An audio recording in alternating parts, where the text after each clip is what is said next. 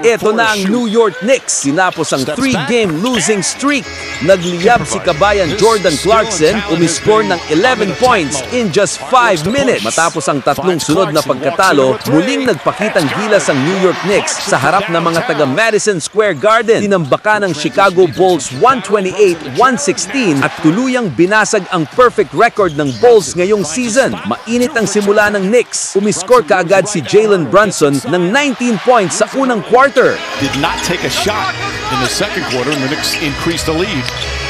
Brunson takes a shot there, knocks down his... Pero pagdating sa second quarter, ibang kwento na. Mula sa bench, pumasok si Kabayan at nagpasabog ng energy. Sa loob lang ng 5 minutes, 11 points kaagad ang pinakawalan ni Jordan Clarkson, kabilang na ang tatlong 3-pointers. Si JC ang nagsilbing spark plug ng Knicks at dahilan kung bakit hindi nakabalik sa momentum ang Chicago Bulls. Make that 9 assist. Clarkson. Pagpasok ng third quarter, lalong lumayo ang kalamangan ng New York Knicks. Umiscore si Karl Anthony Towns ng 20 points and 15 rebounds. Sinubukan pang bumawi ng Bulls sa pangunguna ni Josh Giddey na may triple-double, 23 points, 12 rebounds, and 12 assists.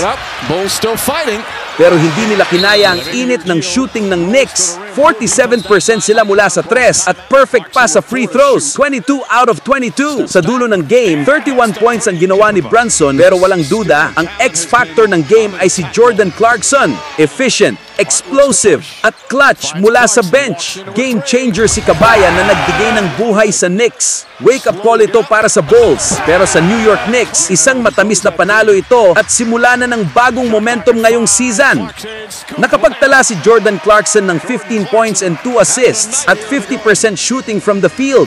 Pinatunayan dito ni JC ang kaya niyang gawin at maging impact sa team. Sana ay mapansin na ito ni Coach Mike Brown. Coach, baka naman!